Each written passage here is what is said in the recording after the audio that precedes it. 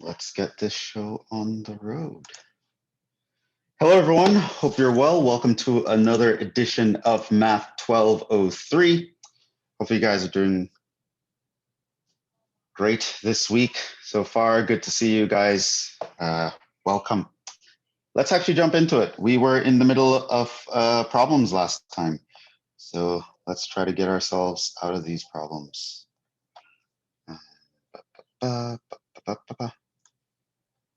So last time I put you guys into groups and you started tackling these problems in groups, and we got through the first problem, parts A, B, and C. So that was what group one was about. And now we're going to move on over here and try to figure these guys out. So we already had our guesses.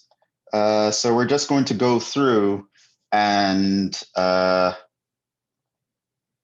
finish these up, knock them out of the way. You guys have had some group session and the weekend to think about these, so I'm not really going to really drudge over them.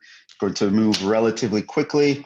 Of course, you can stop me if you don't get something, but for the most part, I will go through these in double time so that we can move on and start some calculus finally.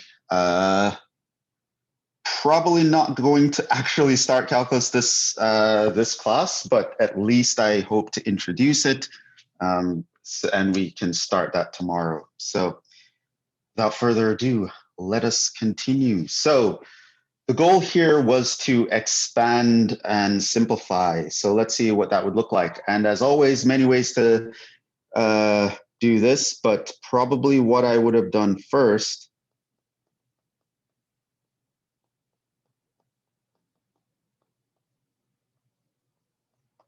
is to write that radical as a power, because the rules we know have powers in them, not radicals.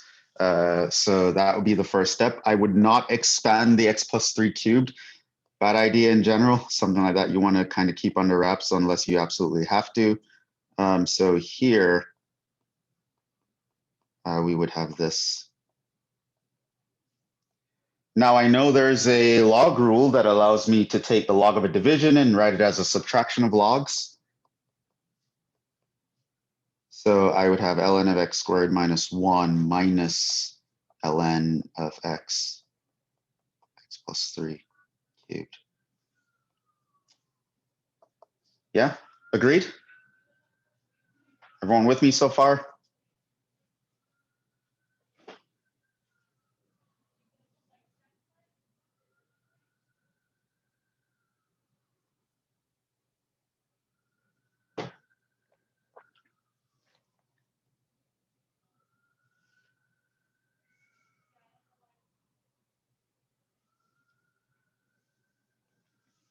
Well, that's not correct, what I wrote down. What's wrong? Is it there's a half? Half where? There's a half in front of the ln x squared minus 1. Okay, what And about it?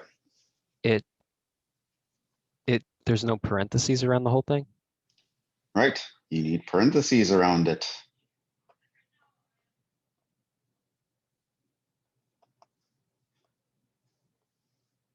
So that half would have to distribute. If I didn't write parentheses, I would need to write a half right here. But I didn't write a half right there, so it means I should have parentheses. Now, of course, I could expand the half, but for now, that is not my major concern. So for right now, I'll have this guy hanging out here. What I want to do is kind of start to expand the logarithms on the inside. So squared minus 1. Here, I have x log of a product, right? I have x times x plus 3 all cubed. We know that log of a product becomes the sum of logarithms. So I would have ln x plus ln of x plus 3 cubed. Yeah?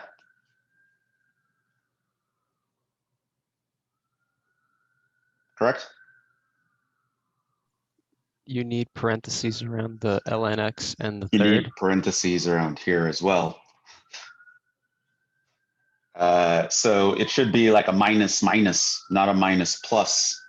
So technically this is going to be ln of x squared minus, oh, well, I mean, I could do this, just distribute the log across that.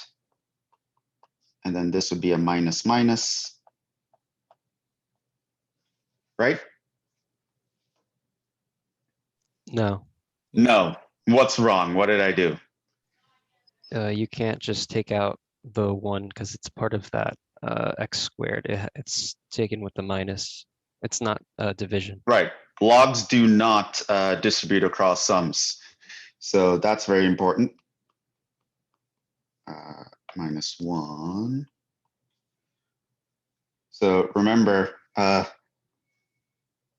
tempting, but it's but a common mistake is to say that, you know, if you have a log and you have like an a plus or minus b, then that splits into log a plus or minus log b. However, this is incorrect. Logs do not distribute across sums. You need to have a times b in order to be able to split it in something like that.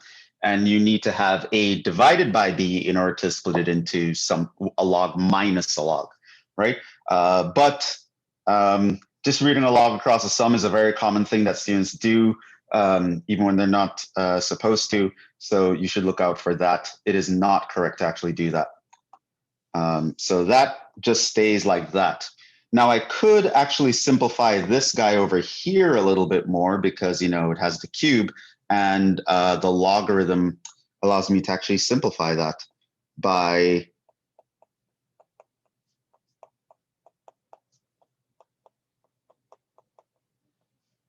moving it down. Now, so far we're good, it's correct, but I would say here it's not fully simplified. What else can I do?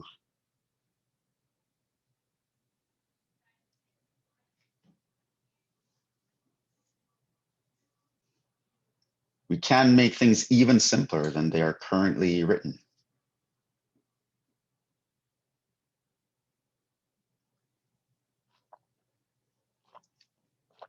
Ideas? The x squared minus 1. What about it? You can simplify it into x minus 1 times x plus 1. Right, that's a difference of squares here. So this is like x minus 1 times x plus 1.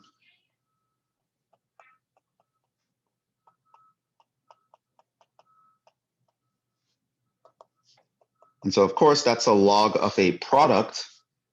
So I can split this into that plus that.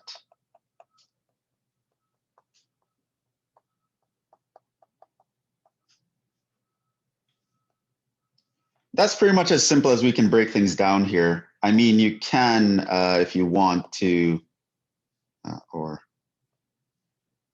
distribute the 1/2.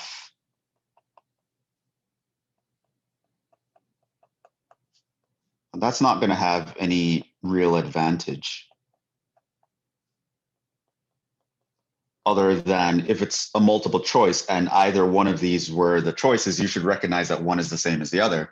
Other than that, not really much benefit to distributing the half, but you could. Nothing's wrong with that. But yeah, that's how we would spread out the logarithm. Now, it's very important for you to know a situation like, why would I spread out the logarithm? Why would I do that? So let's just mention that pro tip here. Expanding logs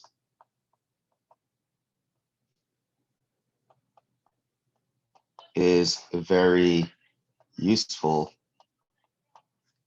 for calculus computations.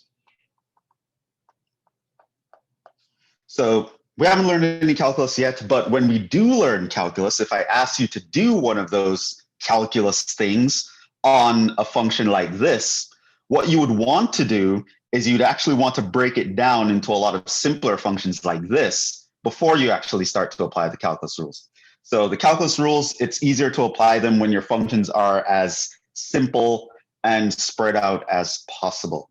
Now, there are times when you actually don't want to expand a logarithm, and in fact, you want to do the opposite. You want to contract a logarithm.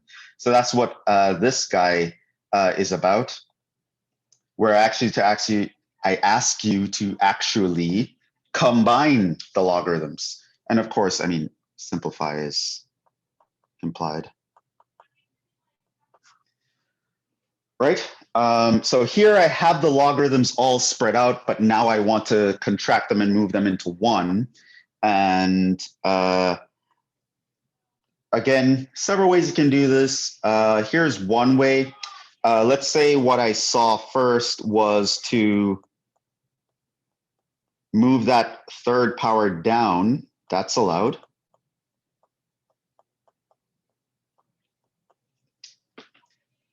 So now I'd realize I have a bunch of common terms here. So it's like I have 1 apple minus 3 apples plus 4 apples. So of course I have 2 apples left. So I can actually write that as one simplified logarithm. Or you may have seen something else first. Maybe instead of moving that power, the third power down, you might have thought, maybe I'll move the fourth power of the last term up, which you could. There would be nothing wrong with doing that. But it's how you proceed after that that is important. So you could instead move that fourth power up. And now because you have all these logs with, like nothing in front of them except a 1 or -1 multiplier, you can apply rules that combine them. For example, with the subtraction, I can turn that into a division, log of a division. And then with the addition, I can throw in multiplication here.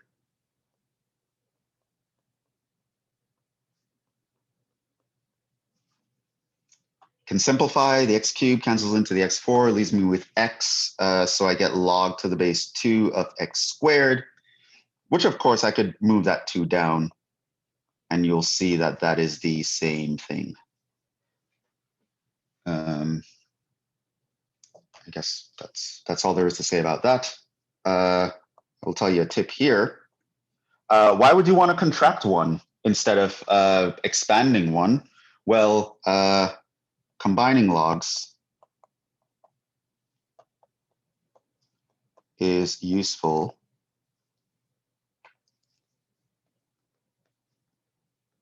for solving equations. So like if you want to do algebra and pre-calc stuff, you have an equation with logarithms in there, and there are all these there, and there's like some variable x that you want to solve for, and you want to actually solve for x, and the x's are inside the logarithms. Then what you want to do is you want to combine the logarithms first. Actually contracting everything actually helps you to solve equations easier. So you can kind of remember that this was a concept from when you were back in pre-calc doing quadratic equations, right? So when you had like some random quadratic equation, what did you try to do? You tried to factor it. You tried to compress it so that you can deal with each piece separately. And of course, if you couldn't do that, you'd use a quadratic formula. But the point still stands. You have some random polynomial you want to solve for it, your first instinct would be to contract it, factor everybody, write them as small and huddled as possible, and then deal with each thing one at a time. And so, knowing how to contract logarithms is useful for that situation. So if you want to solve an equation, chances are you want to combine logarithms. If you want to do calculus on an equation, not necessarily solve for x, but you want to do some sort of calculus operation, you're going to want to expand them. So you do one or the other based on what the goal is at the time. Yeah, so let's move on to these guys.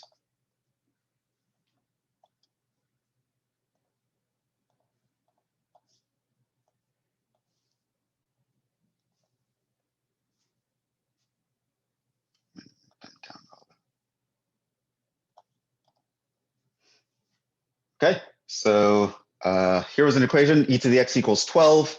How do we deal with that? Several ways. Probably the two most common ways would be the following. We learned last time that logs and exponentials were inverse functions of each other, right? So a to the x, y equals a to the x is the inverse function of y equals log to the base a of x, which means you can use logs to cancel exponentials and exponentials to cancel logs as long as you equate the bases. So that is what we can do. So you have e to the x equals 12. What you can do is like throw both of those in a log of the same base. So you can do something like that, which oftentimes I'll refer to that process as log both sides, right? So whenever I'm talking about solving an equation and I say, hey, just log both sides, this is what I'm talking about. Take both sides, throw them inside the same logarithm, and then move on from there. And why would you do that is whenever you have an exponential that you actually want to get rid of. So to get rid of the e, I use an ln, which is, remember, log to the base e. So I use a log to the base e to cancel a base e. And that allows me to cancel this. And right away, the answer falls out. So that just cancels and gives me x. So that is ln of 12. And that's the answer. Another way to look at this is directly from law 1 of logarithms. So we had a rule that basically said, if you see something like a to the c equals b, it's exactly the same as the statement log to the base a of b equals c. We saw that in log law 1.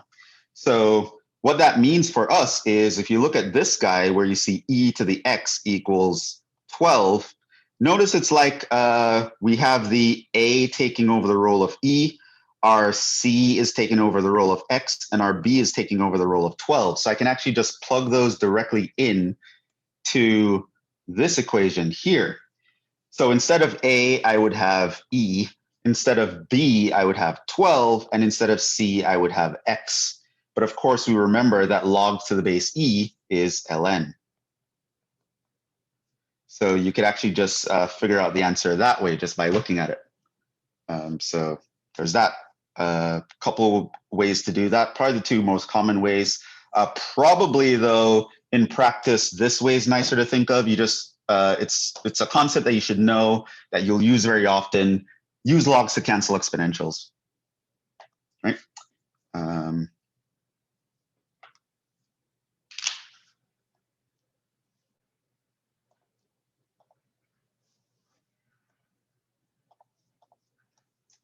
Here is another equation. Ln of x equals 9. Now, what we would do here is sort of the same trick. There's an x that I want to solve for, and it is stuck inside of an ln. So what do? Well, I can use logs to cancel exponentials, and I can use exponentials to cancel logs. So what I can do is throw both sides of the equation into an e. And sometimes I will say, which directly, it's incorrect to say this, but just as a quick expression, I might say something like e both sides, which doesn't actually make sense. Does not literally make sense.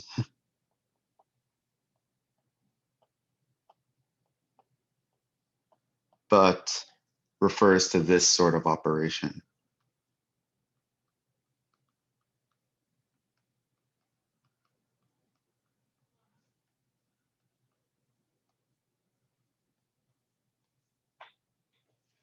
Okay, so I throw both sides in the power of an exponential function where the base is e. Why did I choose base e? Because there's an ln, and ln is base e, and you want the base e, you want the bases of the log and the exponential to match up in general. Now in calculus, there are a lot of times we are partial to ln or base e in general. So there are times in calculus where you might use an ln even though your base is not e, but more elementary, we tend to try to match up the base and the logs together. Okay, so you e both sides. What's going to happen is, of course, e and ln are going to cancel. And so right away you get the answer x equals e to the 9. Now, of course, that same rule that we had before could also work here. Remember, if we have log to the base a of b equals c, it's exactly the same as saying a raised to the c equals b. So if I have, ln of x equals 9, that's the same as saying log to the base e of x equals 9. Well, that's the same as saying if I take the base e raised to the power 9, it gives me x.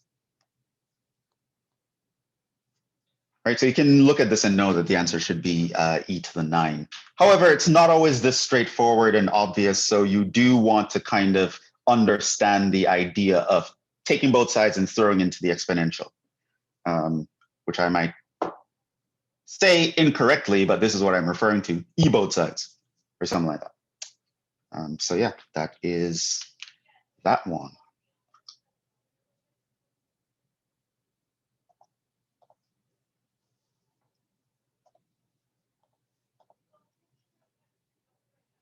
Here's another equation.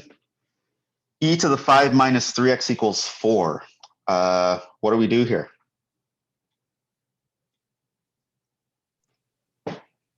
ln, both sides, and then 5 minus 3x would be equal to ln equals 4. ln 4. ln of 4? Yeah. Okay, how do I solve for x? Subtract the 5 and then divide by -3. Right, or I can maybe subtract the ln and add that and then divide by 3.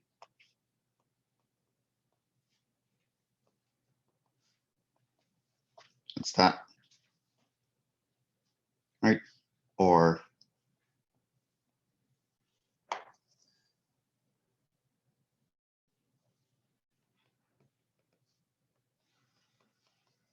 what I don't want you to get into the mistake of doing is that thinking that that 4 minus 5 would create a 1. It would not. The 4 is stuck inside the ln. Now, you wouldn't always write it, but you should know that that's implied here. It's not just a 4 and a 5. So the 4 is inside the ln, the 5 is not. Then you can divide both sides by -3. And so you would have ln of 4 minus 5 over -3. And that's also the correct answer, but there is a potential for mistake here, which I believe was made because you see you have 2 negatives here, was the answer that I was given last time, which technically you would be okay if you didn't write the division sign that long. So I just want you to be aware, mind your notation. You could think of this as put the negative on the outside, right? Which means if you want to put everything on top, so it's either minus ln of 4 minus 5 over 3. Notice that the division line does not extend to cover the negative sign, or you can think of it as 5 minus ln 4 over 3.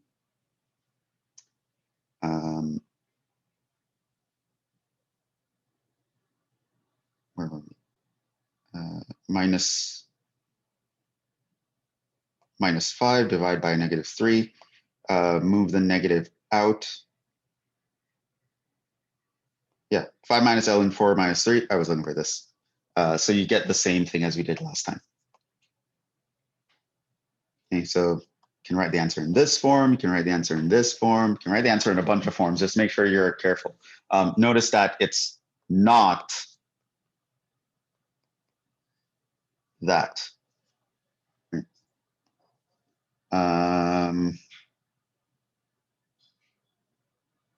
Yeah.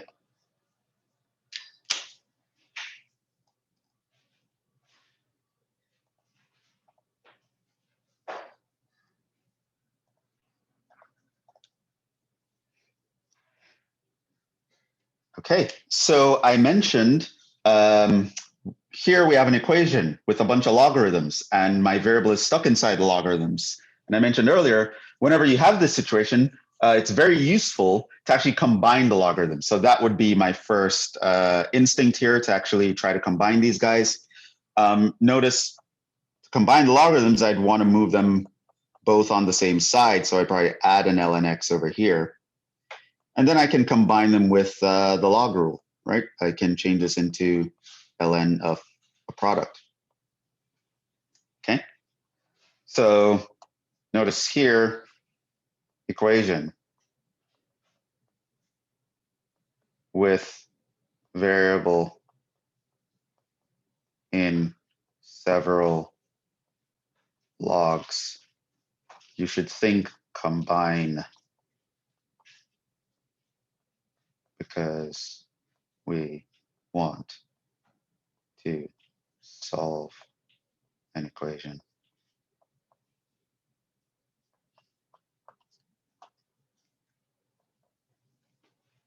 Okay, I've combined logarithms. Now what?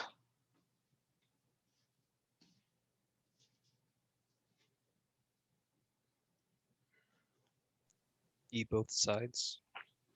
E both sides. So now I have x times 2x plus 1 equals e squared. So now the logs are gone. My x is broken out. How do I solve for the x? Yeah, you don't have to raise your hand. Just jump in, because sometimes I'll be looking down. I won't even see you. Right. Start by distributing the x.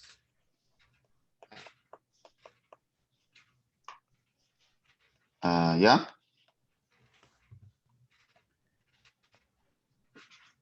And then, how do you solve for x now?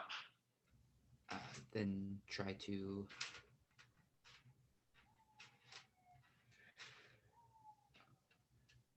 I'm not sure the next step. I feel like. Okay, maybe I can give you some help here. What kind of equation is this, if you had to categorize it? Oh, should you try and factor? Why did you say that? What kind of equation is it?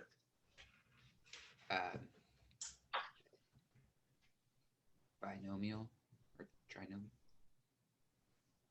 No, that's not a kind of equation. Does anyone know the name? Like what it's called?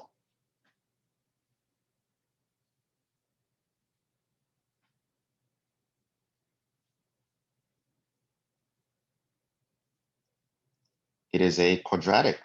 It's a quadratic equation.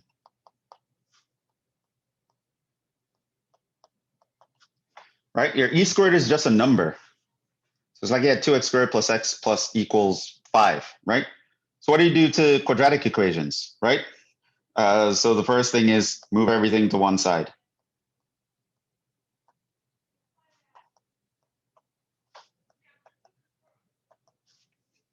So that would be the next step.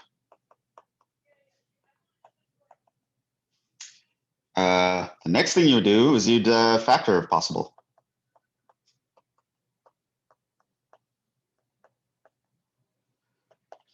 But here, with that e squared, kind of tough to factor that, right? We know a lot of rules for factoring if there were whole numbers, right? So for harmonic quadratics, you would be like, okay, I need to find two numbers. When I multiply, I get the constant term. When I add them, I get the middle term. Having the 2 in front of the x squared here means you have to do something like the AC method or trial and error or something. But still, with that e squared there is kind of really weird. Like, how would I think about numbers that when I multiply, I get an e squared? When I combine and add them, I get a +1. Like, what kind of number would do that? It's hard to see that. So if you can't actually factor, what do you try? What's the next thing? You could try the quadratic formula. Quadratic formula.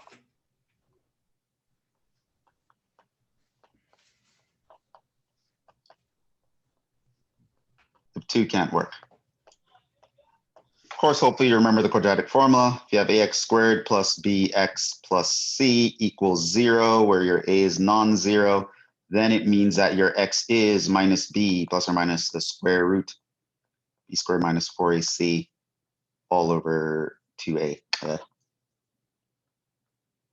Okay, so you look at that and you realize that your a is 2, your b is 1, your c is minus e squared, which is just a constant. Remember, e is a number. So I can apply the quadratic formula because factoring that is almost hopeless. So this would mean that my x is going to be minus b plus or minus the square root of b squared minus 4ac all over 2a. Now, what you want to appreciate here, which you probably did not right away, is that this is really two answers, right? One is x equals minus 1 plus the radical.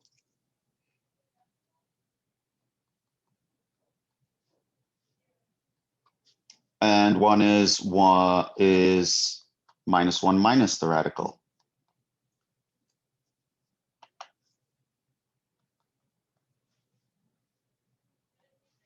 E squared. Now it turns out one of these is no bueno, right? This one, you'll notice, is negative. Now that's an issue because in our original problem, we had things like ln x. We had things like, well, I don't know about that, but I don't even have to worry about it. The ln x already done messed up right here, right? So this would mean that ln x would be undefined.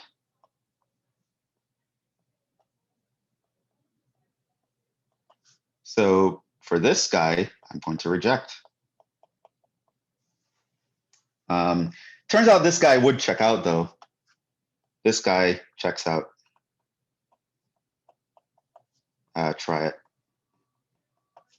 Actually, plug it into the equation. You'll see that you get the right answer. So this is the only answer here, plus.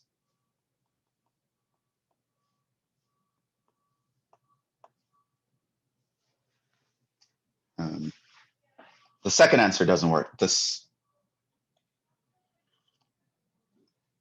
Professor, quick question. Yeah. So would there be a time where you would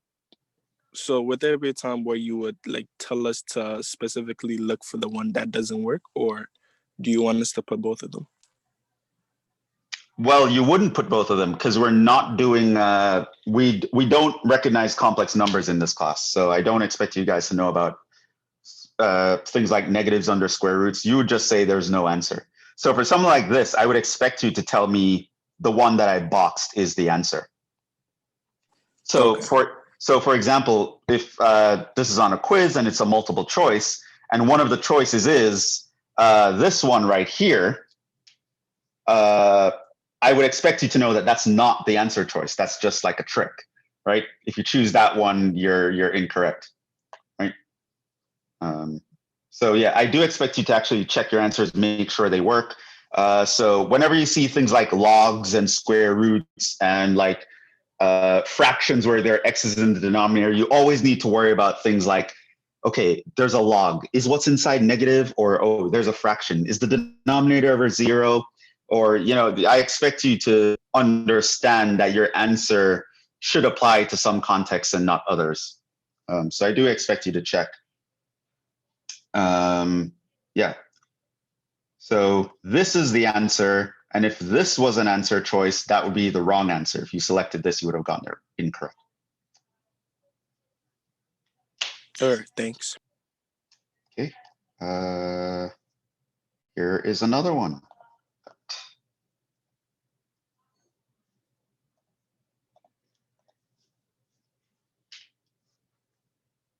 Another one with a bunch of logs.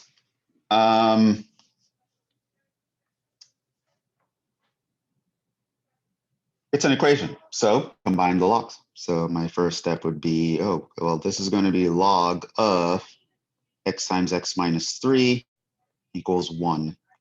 What do I do now? E both sides. Why? Because you have log that can. Okay, so what's e to the log of this thing? Oh, actually, no, that can't because it's not log base e. Right. When I have log and don't write anything, what does that mean? It means it's to base 10. Base 10. So what do we do? To 10 on both sides instead of e. Right, you want a 10 instead of the e, right? You want to match the base with the log. So we use 10 here instead of e. That then allows me to simplify this to get x minus 3 equals 10 to the 1, right? Which is 10. It's 10 to the 1 power. Well, we've been in this situation before. This is a quadratic, so we kind of know what we want to do. Expand everything so we can recognize it as a quadratic, bring everything to one side. I would try to figure,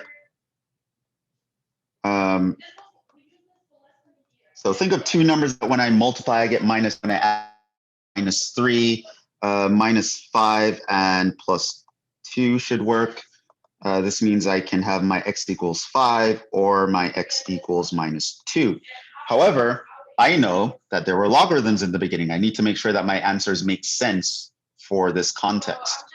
So notice I have this is, yeah, no bueno, right? So here I'm going to reject this since I have problems with both log x and log of x minus 3 would be undefined. If I plug in x equals minus 2 into these guys, I get log of a negative number. I get log of negative 2 in the first one. I get log of negative 5 in the second one. No good.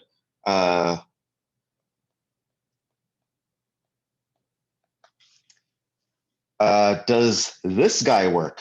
Turns out it does. So let's say I plug this into the left-hand side. So I'm going to plug it into log x plus log of x minus 3, which was what the original left side of the equation is. And the hope is that this is going to be simplified to 1. So let's see. If I plug this in, plug in x equals 5,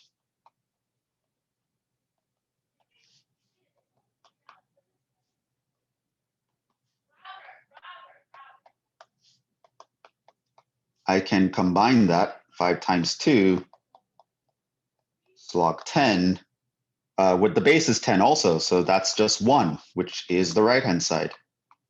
So this checks out.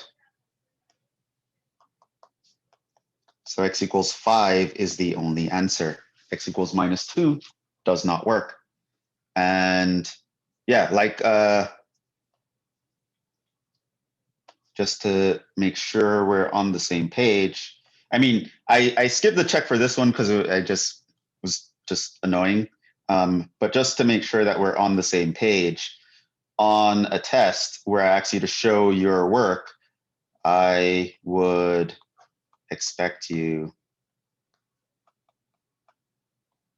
to show the fact that you're checking your answers to make sure that they're good.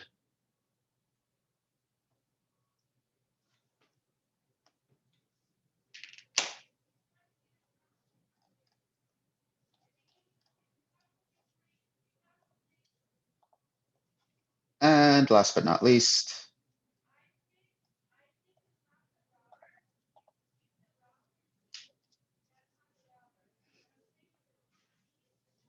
what do we do here?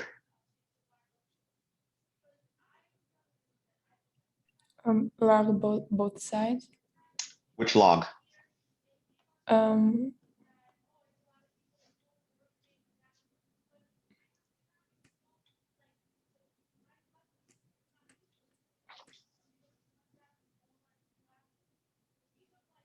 Log base 2 would be nice since the base is 2. In this sort of situation, you can kind of use any log. And there are times when you want to use ln, it would be preferred.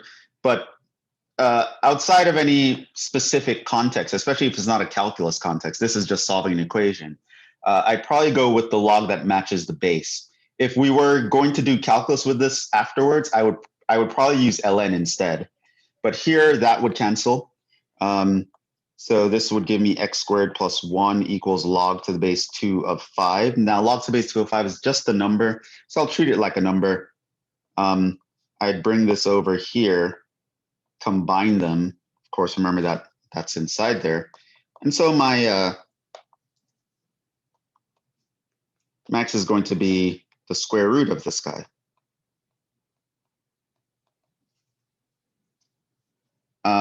So now I want you to appreciate that either is okay since x squared is in original. Right? Notice that the original problem had an x squared. So whether the x is positive or negative is not going to matter to us. Like we're going to square it and it's going to be non-negative no matter what. So the different signs, the negative or positive sign, does not bother us here. However, it should bother you that I have this weird looking thing under a radical. So is this okay? Because if the thing under the radical is negative, that's a problem.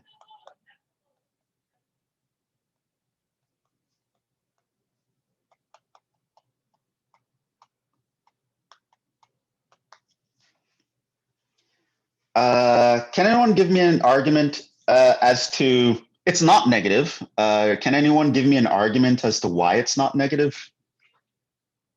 How do you know this is actually a positive number? It's 0 or bigger.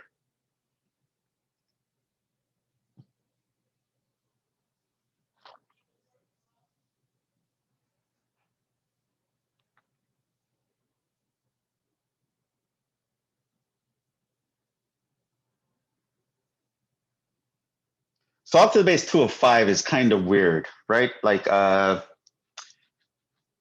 maybe there's something else that you can compare it to that you kind of know the answer. Maybe 1 is like log 2 base to from 2. Log 2 of 2? Yeah. Sure, that's below 5, and I know the answer. That would give me 0. Exactly. Right, so that would give me equal to 0. Let's say I wanted to prove it's positive. But you're thinking along the right lines, but I'd probably use a different example. Anything else you think we could do?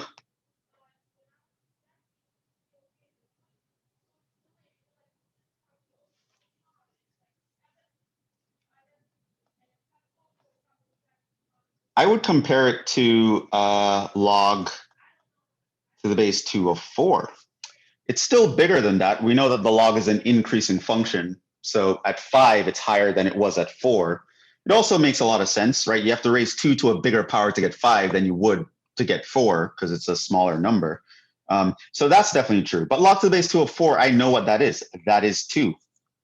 So this means if I have log to the base 2 of 5 and then I subtract 1, that is going to be bigger than if I had 2 and subtracted 1, which is 1.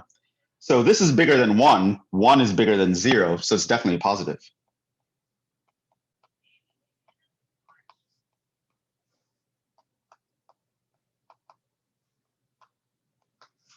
So we're good. X is actually equal to this.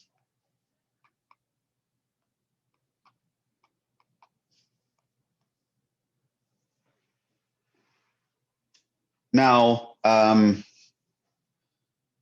it's worth mentioning that we could and would, in a calculus context,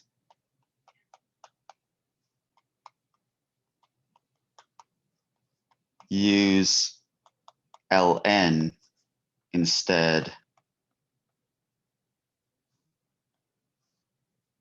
of log to the base 2. I mean, you would get an equivalent answer. It might look different, but you would get an equivalent answer. So if I had 2 to the x squared plus 1 equals 5, I could have ln both sides. Then I would have x squared plus 1 times ln of 2 equals ln of 5. And then I would have x squared plus 1 equals ln of 5 over ln of 2, which, by the way, by the change of base formula, you should recognize that that is actually the same thing. This is actually equal to log to the base 2 of 5 by change of base formula.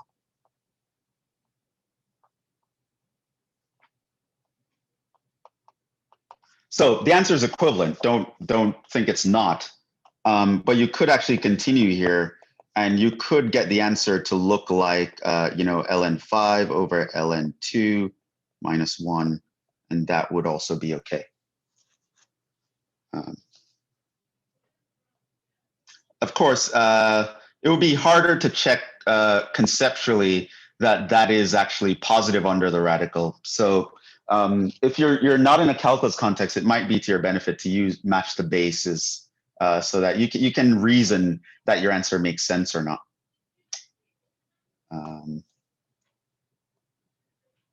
So I don't know if it actually makes sense. We'll stop there. So there's one more thing I wanted to cover here, which is just going to take a quick example. It's not going to be anything complicated, but I'll move it to tomorrow since we're out of time.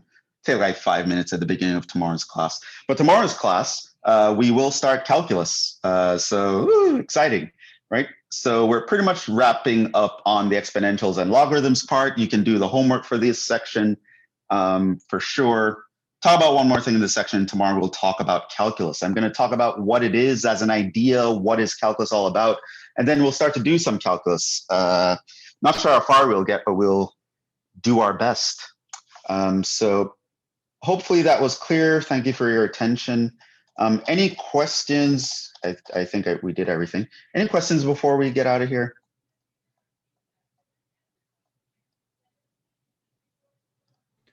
I have a question about actually the homework, not a math question, but like a formatting question. Okay. I was looking on the Cengage site and I saw there was only 4 things for the next long while. Are there going to be things in other places, or is it?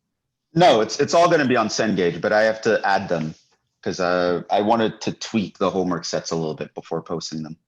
Sure. I want to make sure it only has self-graded questions in there.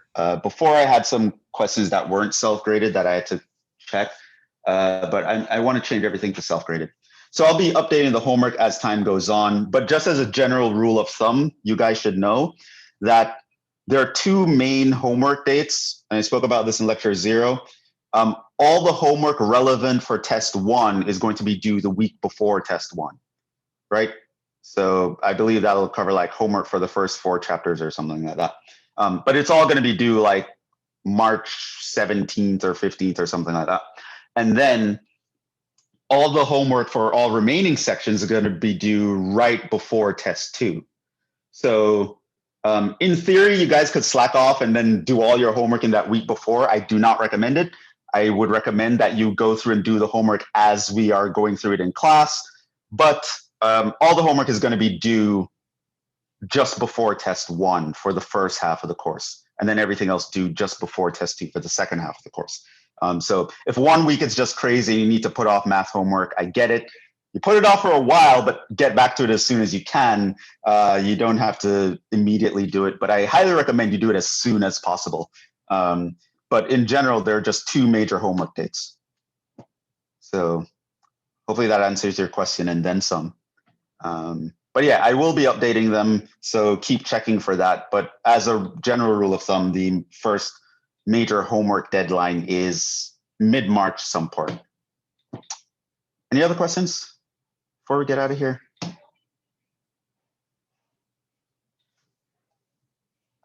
Okay, I think that's it. We will wrap up there. Thank you for your attention. Hope you guys have a good rest of the day, and see you tomorrow. See you in the next one. Ciao.